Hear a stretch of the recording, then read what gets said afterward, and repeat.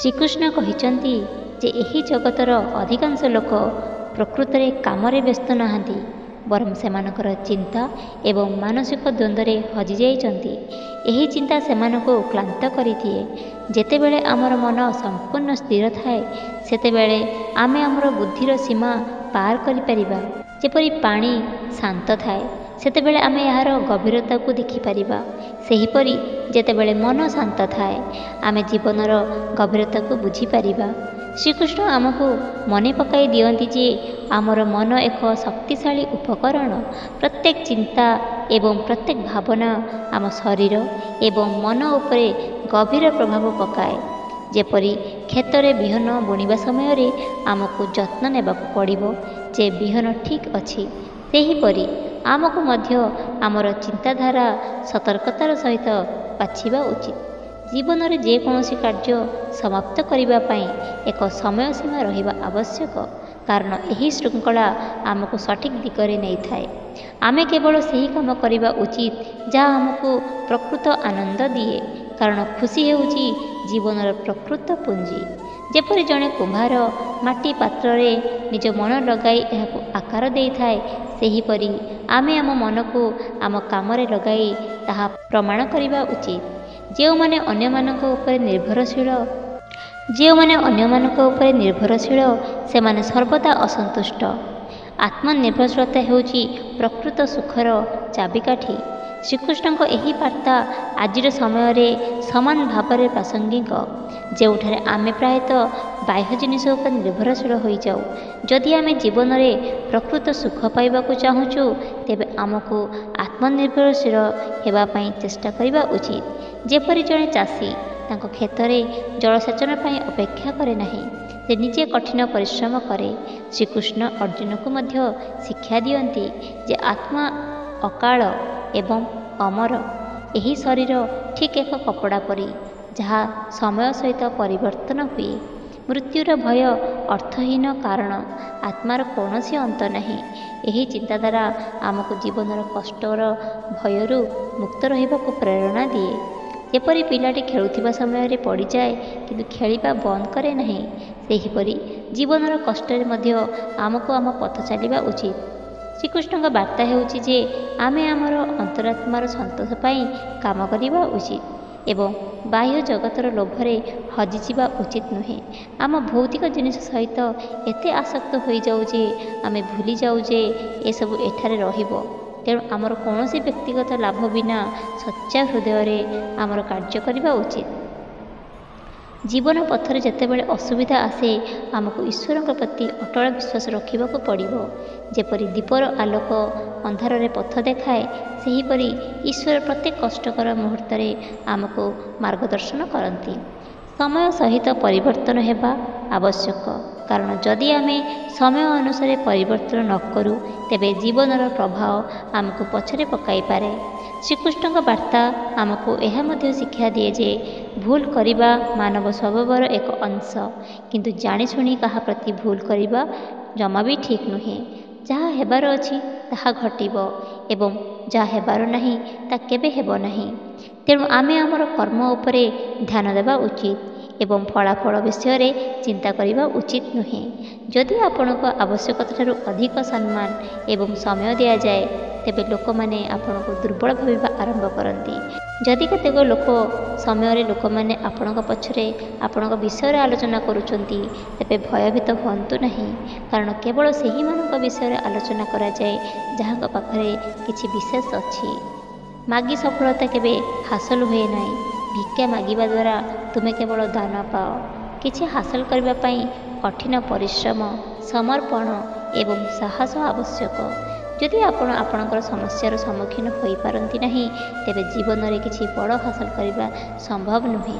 ଯେଉଁ ଖୁସିକୁ ଆମେ ନିଜର ବୋଲି ଭାବୁ ଏବଂ ଖୁସି ଅନୁଭବ କରୁ, ତାହା କାଲି ଆମ ଦୁଃଖର କାରଣ ହୋଇପାରେ। ଆପଣଙ୍କର, ମୋର, ଧନୀ, ଗରିବ, ବଡ଼, ଛୋଟ, ଏହି ସମସ୍ତ ଚିନ୍ତାଧାରା ଅପରିପକ୍ୱତାର ଲକ୍ଷଣ। ଆପଣଙ୍କ ଜୀବନରେ ପରିବର୍ତ୍ତନକୁ ଗ୍ରହଣ କରିବାକୁ ଶିଖନ୍ତୁ, କାରଣ ପରିବର୍ତ୍ତନ ଆପଣଙ୍କୁ ଯେକୌଣସି କଷ୍ଟକର ପରିସ୍ଥିତିର ସମ୍ମୁଖୀନ କରିବାକୁ ସକ୍ଷମ କରିଥାଏ। ଶ୍ରୀକୃଷ୍ଣ ତାଙ୍କ ମୂଲ୍ୟବାନ ବାଣୀରେ କାମ କରିବାର ଉଦ୍ଦେଶ୍ୟରେ ଗୁରୁତ୍ୱ ବୁଝାଇଛନ୍ତି। ଯେତେବେଳେ କୌଣସି କାମରେ ଲୋଭ, ବେଇମାନୀ କିମ୍ବା ଇର୍ଷା ଥାଏ, ସେତେବେଳେ ସେହି କାମ ଠିକ୍ ଭାବରେ କରାଯାଏ ନାହିଁ କିମ୍ବା ତାହାର ଫଳାଫଳ ଫଳପ୍ରଦ ହୁଏ ନାହିଁ। ଆମେ ପୂର୍ଣ୍ଣ ହୃଦୟ ଏବଂ ପ୍ରେମ ସହିତ ଯେଉଁ କାମ କରୁ, ତାହା କେବଳ ଆମ ପାଇଁ ନୁହେଁ ବରଂ ସମାଜ ପାଇଁ ମଧ୍ୟ ଲାଭଦାୟକ। ସଫଳ ହୁଅନ୍ତୁ, ଯଦି ନିଜ ପାଇଁ ନୁହେଁ ତେବେ ସେହି ଲୋକଙ୍କ ପାଇଁ ଯେଉଁମାନେ ଆପଣଙ୍କର ବିଫଳତା ଦେଖିବାକୁ ଚାହାନ୍ତି। କ୍ଳାନ୍ତ ହୁଅନ୍ତୁ ନାହିଁ, ଭୟ କରନ୍ତୁ ନାହିଁ ଏବଂ ହାର ମାନନ୍ତୁ ନାହିଁ। ଆପଣଙ୍କ ସ୍ୱପ୍ନ ପଛରେ ଦୌଡ଼ିବାକୁ ଭୟ କରନ୍ତୁ ନାହିଁ, କାରଣ ସମୟ ଏବଂ ପରିସ୍ଥିତି ଯେକୌଣସି ସମୟରେ ପରିବର୍ତ୍ତନ ହୋଇପାରେ। କେବେ କାହାକୁ ଅପମାନ କରନ୍ତୁ ନାହିଁ ଏବଂ କାହାକୁ ଦୁର୍ବଳ ଭାବନ୍ତୁ ନାହିଁ, କାରଣ ଆପଣ ଶକ୍ତିଶାଳୀ ଅନୁଭବ କରିପାରନ୍ତି, କିନ୍ତୁ ସମୟ ସମ୍ପର୍କରେ ଶକ୍ତିର ସବୁଠାରୁ ବଡ଼ ପ୍ରତୀକ। ଏହାକୁ ଦୂର କରିବା ପାଇଁ ହୃଦୟର ପବିତ୍ରତା ଆବଶ୍ୟକ। ସତ କୁହ, ସ୍ପଷ୍ଟ କୁହ ଏବଂ ସାମ୍ନାସାମ୍ନି କୁହ। ଯିଏ ତୁମର ନିଜର ସେ ତୁମକୁ ବୁଝିବ ଏବଂ ଯିଏ ଅପରିଚିତ ସେ ନିଜେ ଚାଲିଯିବ। ନିଦ ଥରେ ଭାଙ୍ଗିପାରେ, କିନ୍ତୁ କେବେ ତୁମର ସ୍ୱପ୍ନ ଭାଙ୍ଗିବାକୁ ଦିଅ ନାହିଁ। ତୁମେ ଯେତେ ବଡ଼ ହୁଅ, ଯଦି ତୁମ ଭିତରେ ମାନବିକତା ନାହିଁ, ତେବେ ସବୁକିଛି ବ୍ୟର୍ଥ। ନିଜ ପାଇଁ କାମ କର, କାରଣ ସମୟ ଉପରେ ନିର୍ଭର କରି ତୁମେ ଠକିପାର। ଜୀବନରେ ଏକ ନୀତି ତିଆରି କର। କେବେ ବି ଏପରି ବ୍ୟକ୍ତିଙ୍କ ପାଖକୁ ଯାଅ ନାହିଁ ଯିଏ ତୁମକୁ ସମ୍ମାନ କରେ ନାହିଁ। ତୁମେ କାହିଁକି ଭୟ କରୁଛ? ଯାହା ଘଟେ ତାହା ଆମର କର୍ମର ପରିଣାମ ହେବ। ଅନ୍ୟମାନଙ୍କ ସଫଳତା ବିଷୟରେ ଚିନ୍ତା କରିବା ବନ୍ଦ କର ଏବଂ ନିଜ ସଫଳତା ପାଇଁ କାମ କରିବା ଆରମ୍ଭ କର। ଶ୍ରୀକୃଷ୍ଣ କହିଛନ୍ତି ଯେ ଯିଏ ସବୁବେଳେ ଦୁଃଖ ବିଷୟରେ କାନ୍ଦେ, ତାର ଦ୍ୱାରରେ ଠିଆ ହୋଇଥିବା ସୁଖ ମଧ୍ୟ ଫେରିଯାଏ।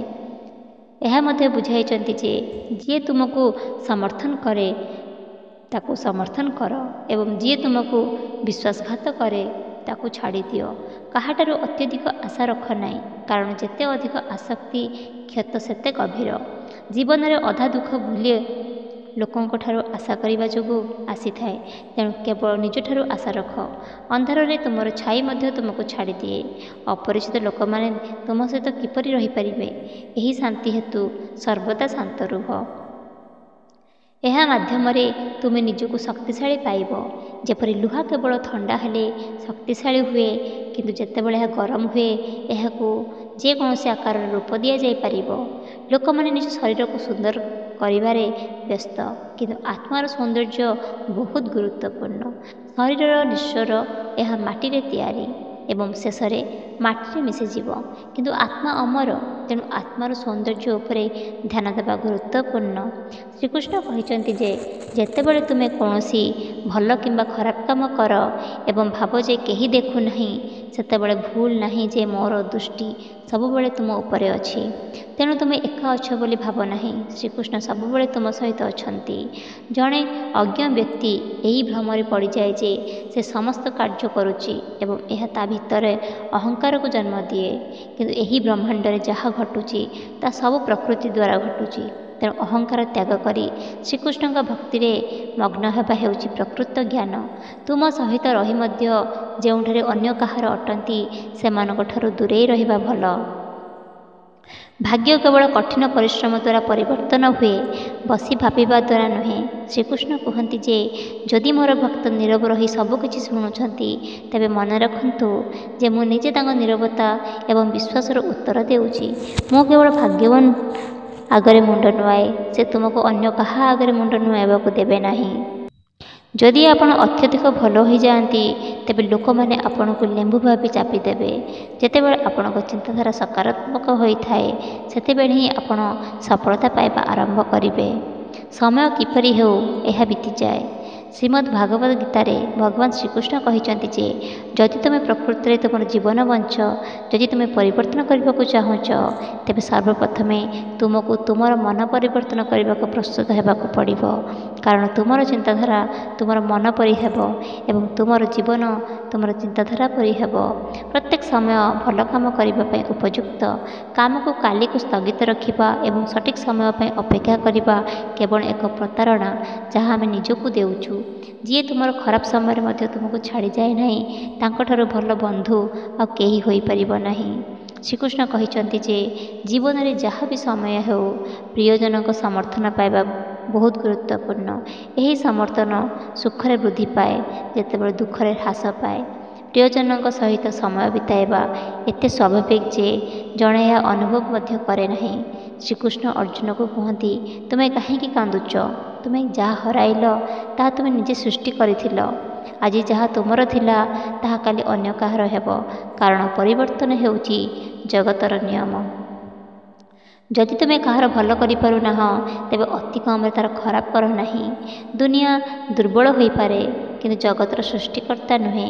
ଯଦି ଜଣେ ବ୍ୟକ୍ତି ପ୍ରତିଦିନ ବିଶ୍ୱାସ ସହିତ ଇଚ୍ଛିତ ବସ୍ତୁ ବିଷୟରେ ଚିନ୍ତା କରେ, ତେବେ ସେ ଯାହା ଚାହିଁବ ତାହା ପାଇପାରିବ। ପ୍ରକୃତ ଧର୍ମ ହେଉଛି ଯେଉଁ ଜିନିଷଗୁଡ଼ିକୁ ଜଣେ ବ୍ୟକ୍ତି ନିଜ ପାଇଁ ଭଲ ବୋଲି ମନେ କରେ ନାହିଁ, ତା ଅନ୍ୟମାନଙ୍କ ପାଇଁ ବ୍ୟବହାର କରିବା ଉଚିତ ନୁହେଁ। ଯେକୌଣସି ବ୍ୟକ୍ତି ନିଜ ବିଶ୍ୱାସ ଦ୍ୱାରା ନିର୍ମିତ ହୁଏ।